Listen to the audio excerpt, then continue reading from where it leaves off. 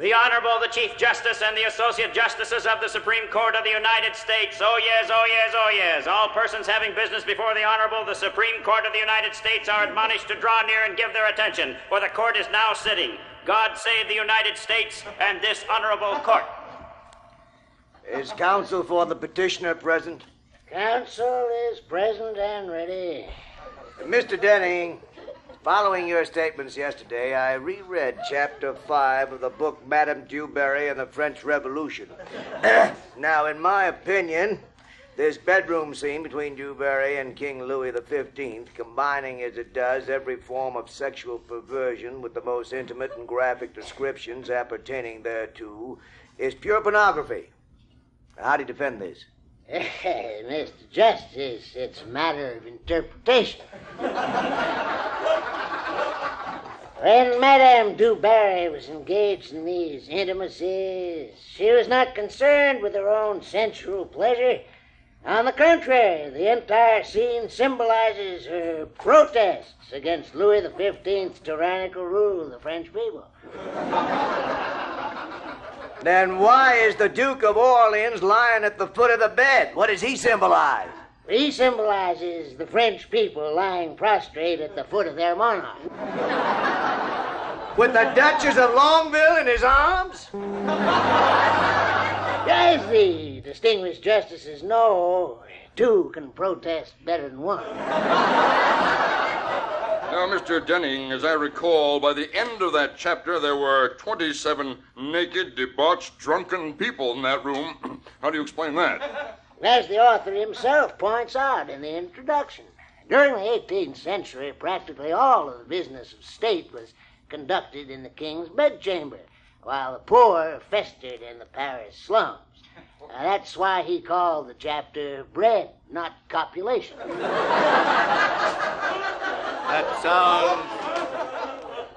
That sounds perfectly reasonable, Mr. Denning. What I do not understand is why the author found it necessary to insert 20 full-page color illustrations depicting in minute detail the intimacies described in Chapter 5. Mr. Justice, I beg the court to look at these pictures in their historical perspective. I have here affidavits from some of the leading costume designers in this country, attesting to the educational value of the period costumes shown in these pictures.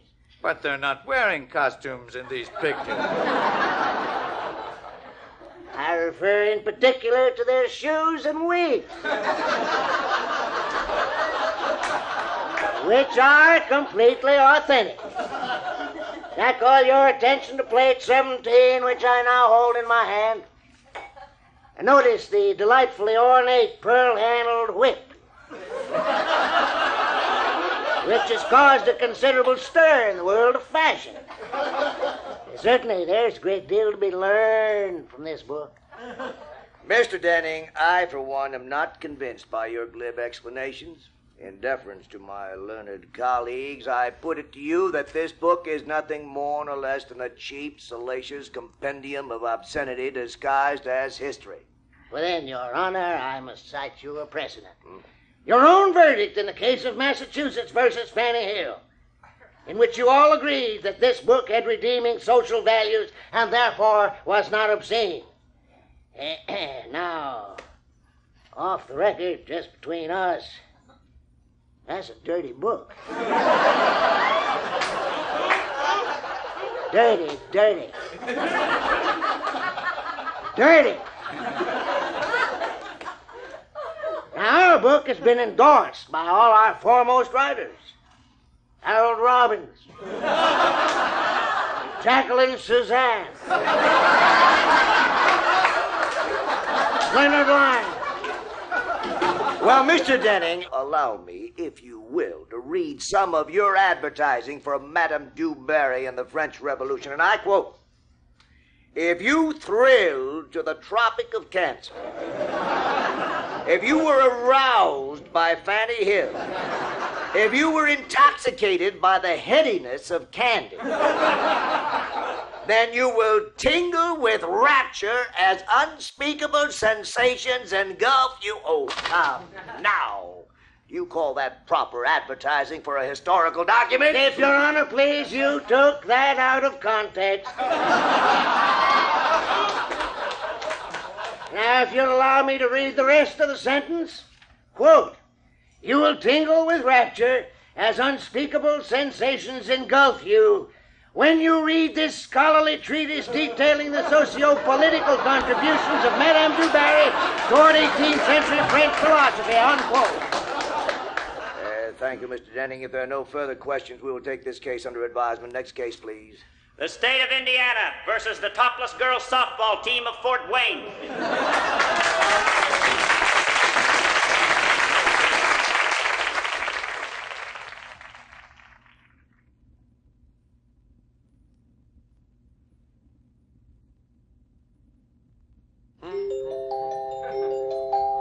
Come on in. The door's always open.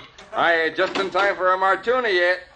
Hey, you're not Ed. No, sir, my name is John Heatherton. Heatherton? Yes, I was sent by the New England Theological Seminary. Oh, yes. Sit down. Thank you, sir. Drinking? Oh, no, thank you. You don't mind if I do, huh? I mean, the sun's over the yardarm. It's been a long day at the tubs. No, not at all, sir. Now, let me lay all the cards on the table for you, Rev. We're building a new church here. We need a bright young pastor. Now, this is no ordinary community. Some of the top executives of the country live right here in this town. So you can see why we have to have a very particular fellow, the fellow who's going to be the shepherd of our flock. Well, I'm glad you agree. Tell me, how old are you? 28. 28. Good. No preconceived ideas about religion. I like that. Well, we do go by the Bible. Oh, I'm glad you brought that up. Rev, you really think the Bible holds up today? It has for the past 5,000 years. Now, look, I don't mind the 10 Commandments. Most of them work. Most of them? Well, one of them doesn't sit too well in this community. You don't mean that... Oh, no, not that. But we do like to covet around here a little bit, you know. Especially in the summertime, eh? Harvey, it's Laura, honey. I didn't know you had company. Gwen, say hello to Reverend Heatherton. Hi, Padre. Welcome to Scar's Neck. Good evening, man. Reverend Gwen here just finished designing the clam bar at the country club. Fabulous job. I just can't wait to get my hands on a church. I have the most divine idea for a split ranch church. It'll blend perfectly with the pro shop. With the pro shop? Oh, yes. Hasn't Jay told you? I mean, that's where we're building the church, right behind the 18th green. Isn't that an unusual place for a church? Well, not at all. You'd be staying right at the club. You know, just a pitch and a putt to the pulpit. Now, our services will be held Saturdays between 4 and 5 p.m. Saturday, but our Sabbath... No. Sunday is completely unrealistic. Our Saturday night bash is a tough thing to follow. Now, on Saturdays at 4, most of us have come off the course and we just fall into the church. In your golf clothes? Well, sure. It's a come-as-you-are service. But, sir... Oh, now don't worry. We don't wear golf shoes. We wouldn't want to get spike marks on the mother-of-pearl vinyl tiles.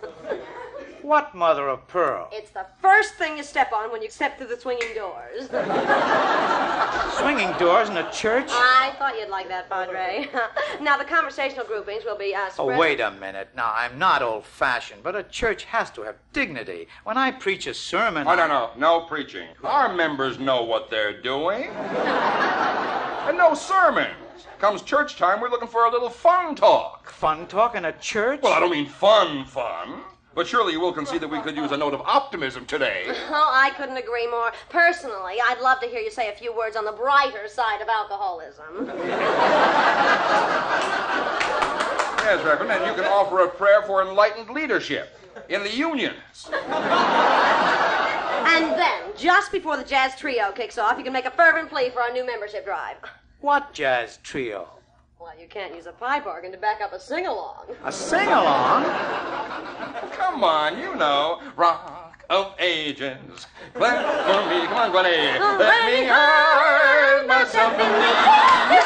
Oh, Rock of Ages. Wait for me. Hey, Pod Rock. Padre, where you going? White-collar snob. Drinking? Rock of Ages, clap for me.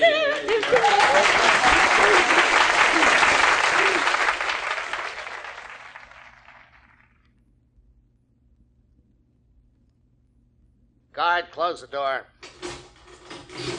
All right, Mr. Hrubna. What do you have to report?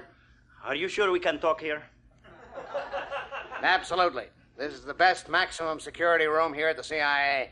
Now, what is this startling news you have on Project Sweet Pea? I have definite information that the missile sites are being built right now. I saw it with my own eyes. Good. And we'll put Operation Sugar Beet into effect at once. Tell me more about what you saw. Good work, comrade. It's coming through loud and clear. They're going ahead with Operation Sugar Beet.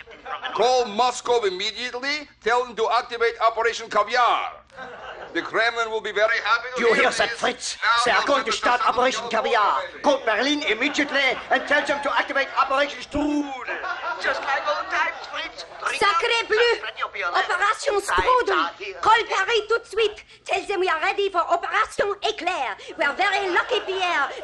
Wake up, Oginga. Just as we suspected, Operation Éclair. Contact Nairobi and order Operation Umumba. President Kenyatta will be very happy to hear... Ha!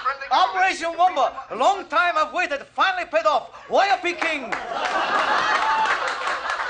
Suggest Operation Fried Lice. Hello, Chief. Mr. Hrubna just left. He was lying about Project Sweet Pea. Scrub Operation Sugar Beet and activate Operation Cauliflower. Hold the caviar and change to vodka. Never mind, Strudel. Make that schnitzel. Piquante Éclair! Substitute Napoleon! Scratch Umumba and switch to Rock Samumba. Forget fried lice. Order wonton. It is very fortunate that we caught this just in time. Hello, The enemy Chief. will be surprised Peking when is he using discovers that wonton. Operation Let's Wonton hold is- off on cauliflower and launch artichoke. Oh, no, no!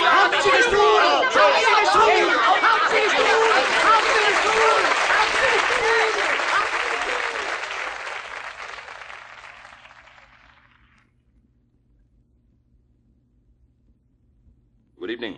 This is Jim Hawks with the 6 o'clock news. And here is the latest on the Park Avenue riots.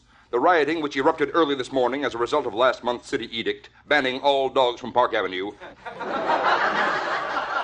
continued throughout the day. And as of this moment, there is no sign of let-up. The trouble started shortly after 1 a.m., when Patrolman Gerald Nelson of the 19th Precinct attempted to arrest a Mrs. Abigail Van Sykes III, who was walking her schnauzer on the southeast corner of 63rd and Park Avenue. Suddenly, the street was filled with hundreds of shouting, screaming Park Avenue residents who poured out of hotels, apartment buildings, and restaurants. Pursued by the enraged mob, Patrolman Nelson found shelter in a Christian Science reading room on Lexington Avenue, where he called for help. But by the time the reinforcements arrived, the mob had grown to thousands, and the rioting had spilled over Park Avenue into the entire silk-stocking district. Bejeweled society matrons and their dinner-jacketed companions ran screaming through the streets, shouting their defiance of the law, which, in keeping with the city's cleanup campaign, prohibits dogs on Park Avenue. Shouts of, "Give us back our children," rang through the early morning hours. And they were heard as far west as 11th Avenue. Mary Ross was on the scene shortly after the outbreak, and here she is in a taped interview with Patrolman Nelson. Officer Nelson, could you tell us exactly what happened? Yeah, I was patrolling my beat at approximately 1:20 in the morning when I spotted this woman, white, female, middle age, standing with a dog in the southeast corner of Park Avenue and 63rd. The dog, which subsequently turned out to be a schnauzer, was smelling a fire hydrant in a most suspicious manner. The woman was standing approximately 3 feet away holding onto a leash. I approached the subject and told her she was in violation of the New York City Penal Code prohibiting canines on Park Avenue. Whereupon, she turned to the schnauzer and said, quote, "Kill."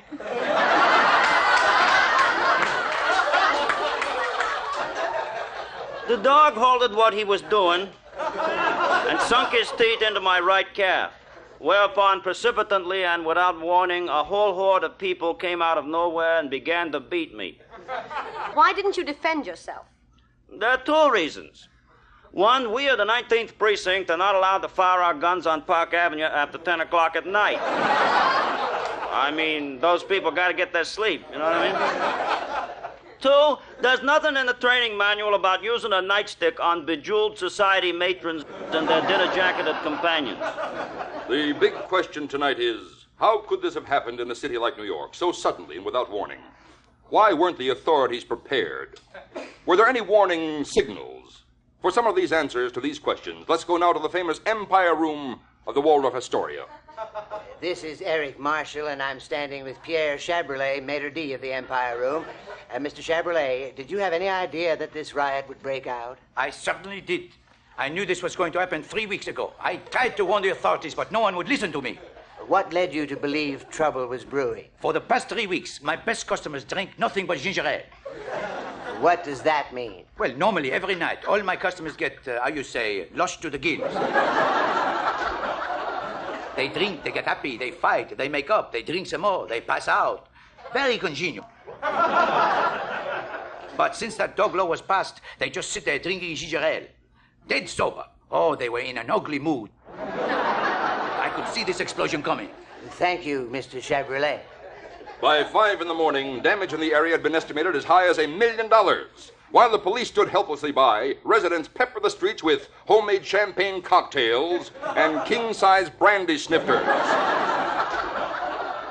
The Pan Am building, long a sore spot to many Park Avenue residents, bore the brunt of the assault.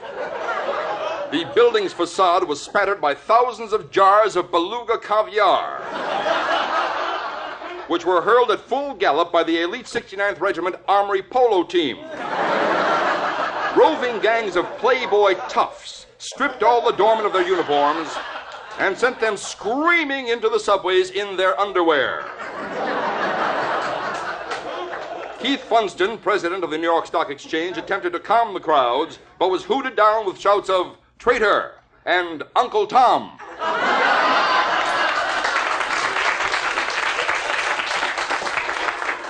In a subsequent interview, Mr. Funston attributed the riots to a, quote, small but vocal minority of advertising executives aided by rich left-wing agitators, unquote. And now for the details on how the riot is progressing, we take you to Ed Berry at the scene. Jim, a most remarkable thing is happening here. At the request of City Hall, Governor Rockefeller has intervened with a daring plan to quell the riot. Just a half hour ago, National Guard helicopters carrying the cream of society from Back Bay in Boston, Washington's Chevy Chase, and Philadelphia's Main Line began landing on the Pan Am roof. Now, right now, these plucky socialites are scaling the barricades and walking right into the full fury of the mob, armed only with martini shakers and glasses. They've moved right up the edge of the mob, and now everything is quiet as the brave junior leaguers stand face to face with the hostile mob. The gurgling sound of pouring martinis is all that breaks the silence. And now, Brenda Sutton, sub-deb of Chevy Chase, has stepped forward and extended her glass to the leader of the mob, Madcap Jason Whitney. This tension is unbearable. Suddenly, Whitney grabs the drink and downs it in one gulp. That did it! They're all drinking now, and out of the pictures, laughing, shouting, hugging, kissing. Now we're disbanding and heading towards the neighborhood supper clubs and bistros. The riot is over!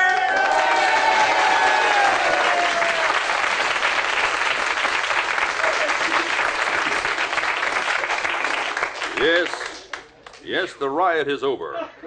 For now. But the seeds of unrest have been planted. Even as I speak, a report has come in about a contraband chihuahua whose head was seen sticking out of a woman's blouse on East 68th Street.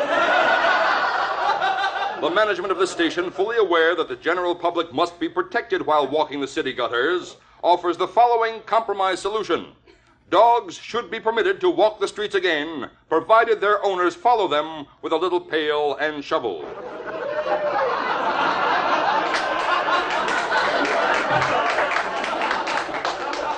Tonight, there is an uneasy truce.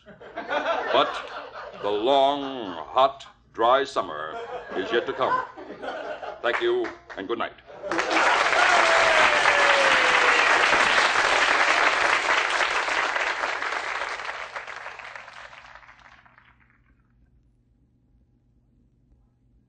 A bunch of the boys were whooping it up in the back of Jilly's place. Sammy was there, Dino was too, but not Peter, who was still in disgrace. There were starlets and varlets and ring-a-ding-dingers all drinking and having a ball. There was singing and dancing and phony romancing, and one drunk was climbing the wall. When out of the night of neon light and into the din and the glare, there swaggered a man with a jaunty step and a noble and regal air. The swingers all cheered, they rushed to his side and bowed according to rank. They fawned and scraped and gawked and gaped at the man who was known as Frank. Sinatra, Sinatra.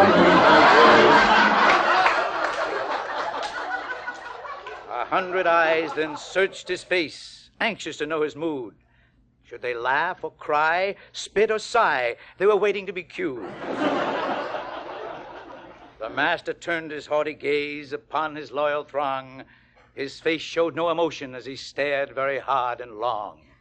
The crowd began to fidget beneath his burning stare. The room was filled with tension. It was more than man could bear. Suddenly his face grew bright, and he favored the crowd with a smile.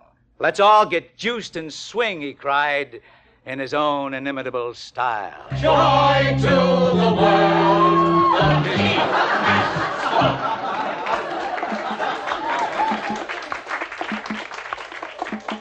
The guests all raised their glasses high, and Sammy sang a toast to our peerless, fearless leader. Man, he is the most. Suddenly Frank cried, "Cool it!" And everybody froze. "I'm bored," he rasped. "Let's blow this joint." As one, they all arose. They piled into his private bus and drove out to his jet. They winged their way to Monaco to watch Frank place a bet. Prince Rene and Grace were there to brighten up his day. "I'm bored," he snarled. "Let's blow this joint." And the jet was on its way. Prince Philip tried to cheer Frank up in foggy London town, and Netherlands' great stately queen could not erase his frown. Brezhnev, Tito, and de Gaulle all tried without success, and even a blessing from Pope Paul could not relieve his stress.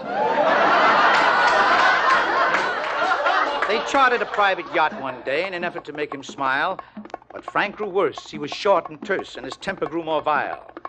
They were standing on deck and sunning themselves just off the shores of Greece when along came a sudden gust of wind and blew off Frank's hairpiece. The gang was transfixed. They stood in shock. They trembled and quaked with fright. Even the sun hid behind the clouds as morning turned into night. The waves subsided, the air grew still. Oh, rue the day. Oh, curse the wind that dared to lift the Hoboken kid's toupee. But what is that? The sound of mirth? Who dares to laugh at this? Why, it's Frank himself, convulsed with joy. Oh, happiness, oh, bliss. I lost my bird, ain't that a gas? He screeched with childish glee.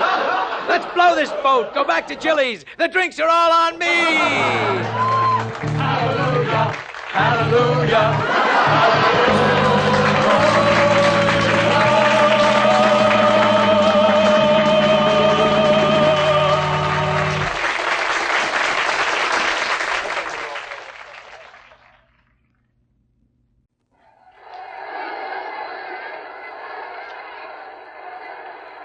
Ladies and gentlemen, we are now into the 26th hour of our vigil here at the Central Park Lake in New York City.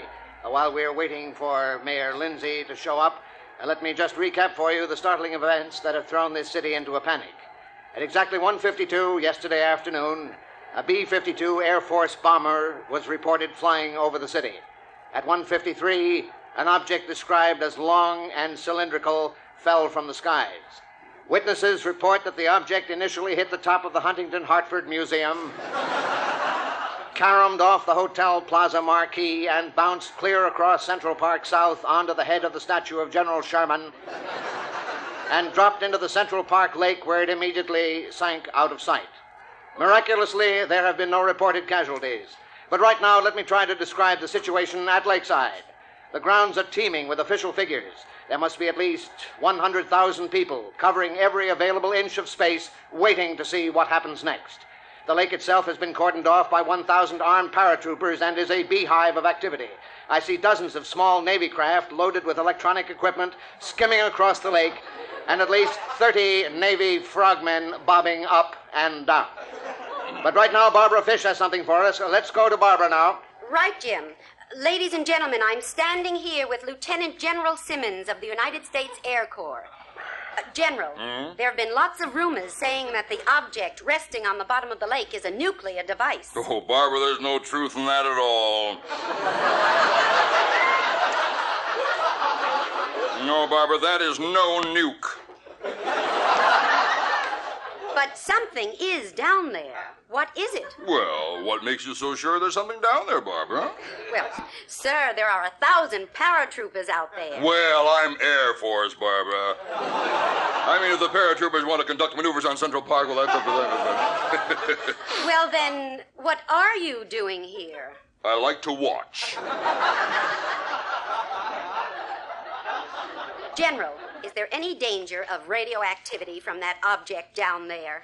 Absolutely not. It's completely unarmed. Well, then why are those men packing the head of General Sherman into a lead container? Because, Barbara, he would have wanted it that way. Oh, thank you, General, for being so informative. Not at all. There seems to be some activity out there on the lake, so let's go out to Ed Edwards. Right, Barbara. I'm sitting out here in a rowboat with Captain Nielsen, commander of the Navy Frogmen. Captain, have you recovered the bomb yet? Oh, there's no bomb down there, Eddie. There's no way for a bomb to fall out of a B-52.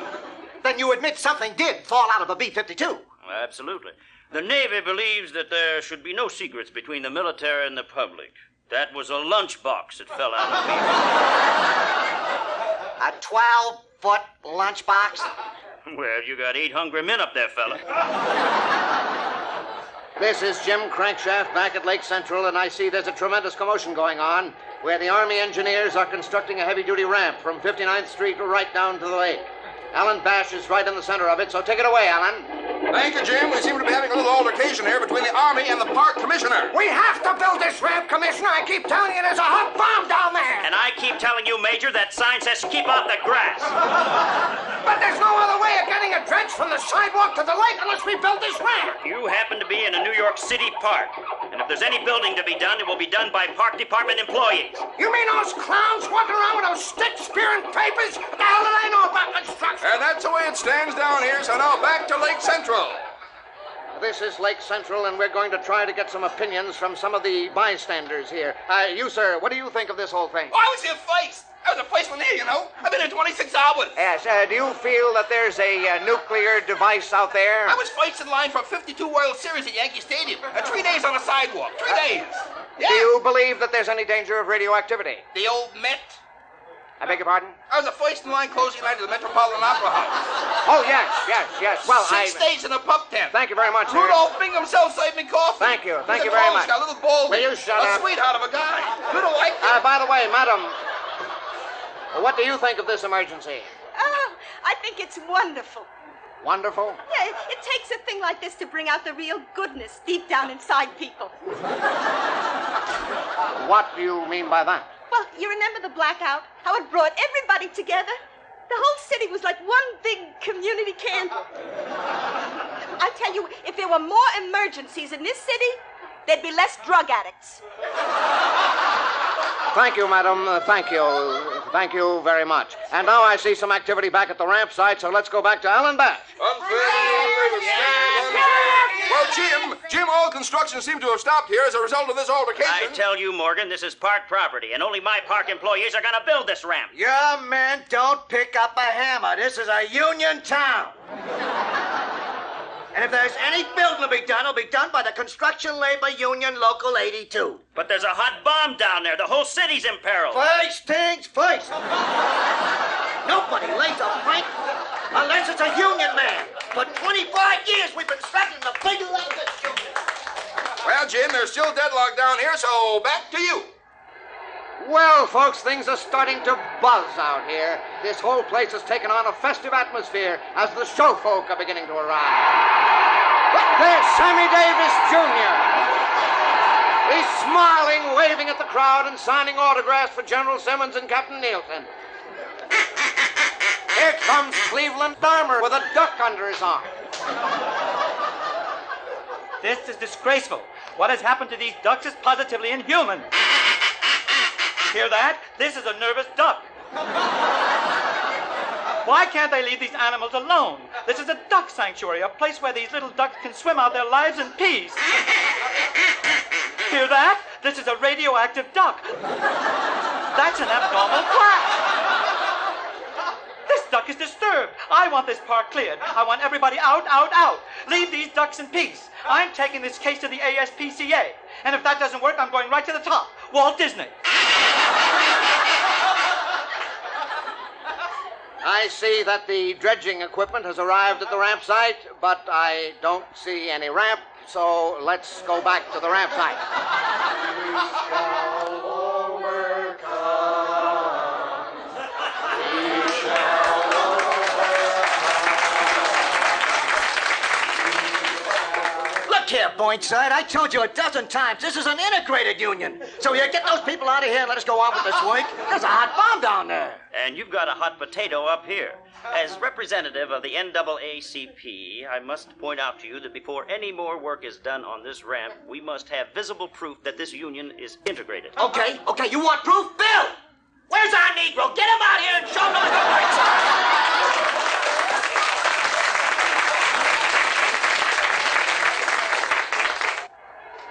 Here, back at Lake Central, let me sum up the situation as it stands now. The Salvation Army is serving coffee. The plaza is running its regular afternoon tea dance, and the Fifth Avenue Merchants Association issued the following bulletin. We regret the inconvenience to our shoppers caused by the lunchbox in the lake. Consequently, all stores will remain open until 9 o'clock tonight, and as a vote of confidence, we are raising all our prices 10%. All work is stopped on the ramp. Apparently nothing will happen until that dredge is brought down to the lake. General Simmons, what is your appraisal of the situation at this moment? Well, Jim, everything is proceeding exactly as planned. Everything is A-OK. Hey, excuse me, General. Here comes Mayor Lindsay now. In his swimming trunks. Well, it's about time he showed up. The president called him early this morning, requested he take a dip in the lake to show that there's no danger of radioactivity. The mayor is making his way through the crowd.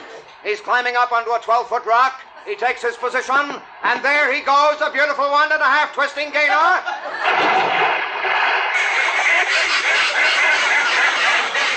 There they go again. Now the mayor's molesting my mallet. Why can't they leave us alone? Well, ladies and gentlemen, I've just received word that Dr. Edward Feller, father of the H-bomb, is standing by at our studios in Hollywood. So let's go out to Hollywood and then Palmer. Thank you, Jim. Dr. Feller, do you feel there is any imminent danger in New York? Not at all, Ned. Actually, my bomb is the most sophisticated bomb in our family of weapons. And it's a clean bomb. There's absolutely no danger of detonation. That is, if there is a bomb out there, which I seriously doubt. We keep a strict count on all our bombs. And I haven't noticed any missing. Thank you very much, Dr. Feller. And now back to Jim Crankshaft at Lake Central. Come in, New York. Come in, Jersey City.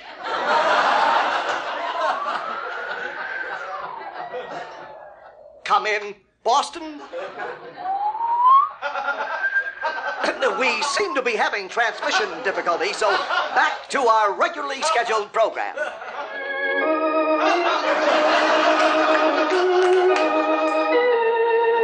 The detergent that really cleans presents Love of Life. Yesterday, if you remember, we left Sarah who was standing in the hall.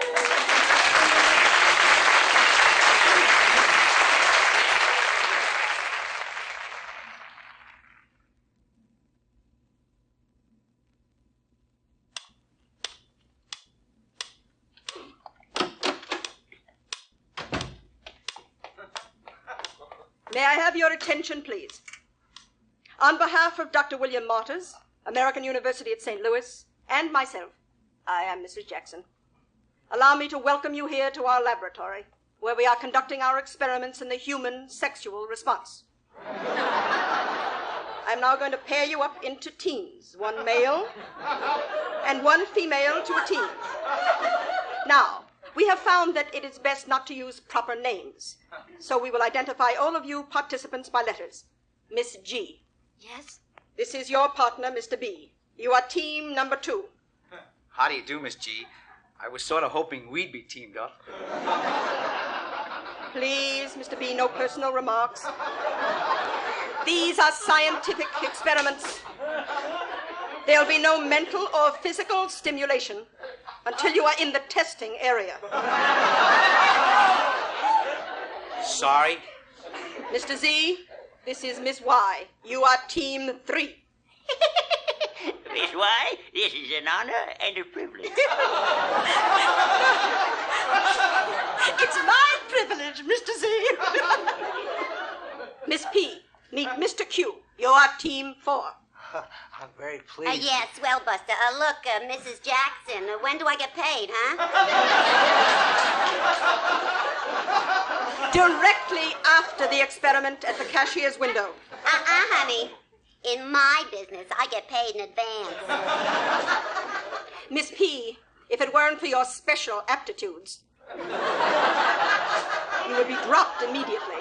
She's got some Now, nerve. look, everybody, and listen, please. When your team number is called, you will proceed through this door to the makeup room, where you will be made up in preparation for the color camera. You will then disrobe and proceed to the testing area, where our engineers will attach the electronic equipment to record your physical responses. Wait for the starting signal from Dr. Martyrs. And please, no waving at the cameras.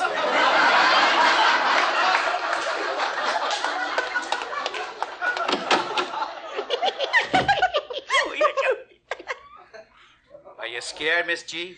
Of course. Aren't you? Oh, no. I've been here before. My second test. Dr. Martyrs really knows his business. But a strange doctor. Oh, don't worry about that. I'll be right with you all the time.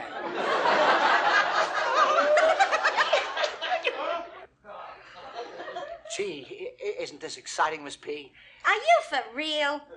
A Shriners convention in town, and I'm stuck here. Oh, are you a Shriner? Shut up! Wait till the girls at Senior City hear about this. They sure beats the heck out of Medicare. Oh, everything will be all right. I always thought it would be different somehow. Candlelight, champagne, soft music. Thank you very much, Team 1. You may pick up your money at the cashier's desk. My pleasure, Mrs. Jackson. I'm always willing to make whatever contribution I can to the advancement of science. My only regret is that I have but one. That will be all. Mr. H. Goodbye. Thank you. We're ready for you now, team number 2. Oh, my goodness. I can't. I just can't. Oh, come on, Miss G. It'll be all right. Because God made thee mine, I'll cherish thee. Oh, thank you, Mr. B. Light and dark, to all time to be.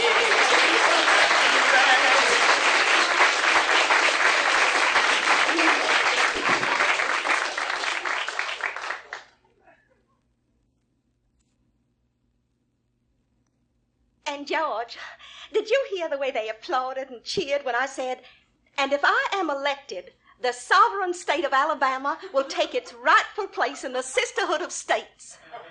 Yes, dear, I heard. Now put out the light and let's get some sleep.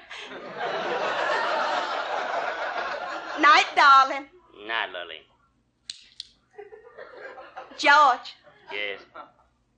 I got more applause than you did. You go to sleep, please. George, What is it? what does sovereign mean? Doesn't matter. Just see what I write. I've been meaning to talk to you about that, George. I've been thinking. You go to sleep, please. No, this is important. In my speech tomorrow, I'd like to leave out the line, with the help of my husband. You do no such thing. You deliver that speech exactly as I wrote it, or Or what, George? well, I'll be very angry. You see, George, if I'm going to be governess... Governor. Oh, thank you, darling. If I'm going to be governor, I'm going to have to stand on my own 2 feet, and I might as well start making decisions right now. Now, sweetheart, don't you worry your sweet little old head about decisions. I'll be standing right alongside of you, making them for you. I don't see how. You'll be so busy with the household chores. Household chores? Oh, it won't be that hard, George. I'll take care of the decorating. Decorating? Well, sure, that state capitol is a mess. Now, I'm going to go up to New York next week, and I'm going to buy me some frilly old antiques for my executive office. You stay away from up north, yeah?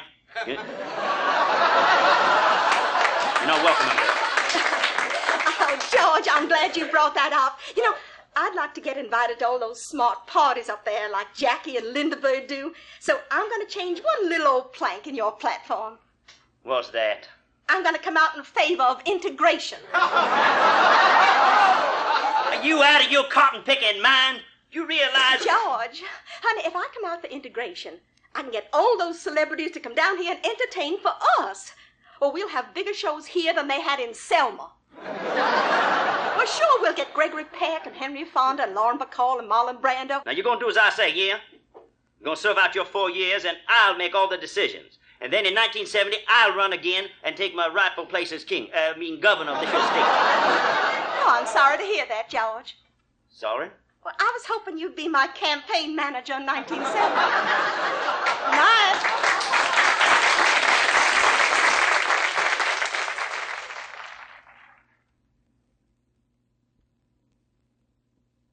As you all know, during the past year, hardly a day passed without some newspaper report about the spotting of flying saucers. And as usual, the government always sends in a government expert to debunk the whole thing. There's no such thing as flying saucers, in other words. Well, whenever the government puts something down, I get a little suspicious. So I did some investigating, and ladies and gentlemen, I have some very shocking news for you. Our own government is responsible for those flying saucers. Oh, there's a very good reason for it. Every time there's a national crisis and the government wants to distract us, take our minds off it, they send up a saucer. Do you realize that while all that excitement was going on with the last flying saucer spotting, the government slipped in a 5% tax raise on us? Here's how it works, all very hush-hush. LBJ has a problem, calls the Defense Department, and McNamara calls the Pentagon. Hello, Pentagon, 216, please. General, Code 8, top secret. Just got a call from the White House. He's going to raise the taxes, so we got to send up a you-know-what. What do you mean, what's a you-know-what? You know what a you-know-what is? Well, I can't say it over the telephone. I'll give you a hint. What goes with a cup? Not coffee, stupid. What's under a cup? A table. How did you ever become general? All right, what rhymes with Chaucer? Warsaw. Sure, we're going to send up a whole Polish city, right? Put the colonel on, will you? Colonel, what rhymes with Warsaw? Chaucer. Put the sergeant on, will you? Sergeant, what do you drink your tea out of? A saucer, of course. Will you whisper that to the general, please? You got that, General? Good. Now, we got to go all out this time. I want you to send up not 1, but 5. Yeah, Bobby Kennedy's on television tonight. LBJ wants the whole country outside looking up at the sky. So send up a mother saucer and 4 little plates. Use what we always use, Piper cups. And plate them with porcelain. Purple, right. 5 purple porcelain-plated Piper cups. I'll read that back. Shouldn't be that hard to say, General. Say Peter Piper picked a peck of pickled pepper. Put the colonel on, will ya? Colonel, can you say Peter Piper picked a peck of pickled peppers? Rubber baby buggy bumper. Put the sergeant on, will ya? Sergeant, can you say it? Of course, porcelain-plated Piper cups. Give me the general back. Say, General, one last thing. Make sure they fly over the Texas White House at exactly 11:20 p.m. Yeah, there's a big cookout. LBJ is doing his magic act. He needs a big finish. All right, then we're all squared away, right? What? The colonel? Put him on. What is it, Colonel? Oh, you got it. Good. Porcelain-plated Piper cups, of course. Here's another one for you. Sarah, sitting in a shoe shine shop. While she shines, she sits all day, and while she sits, she shines all day. Oh, say it fast. Honey, you're under arrest.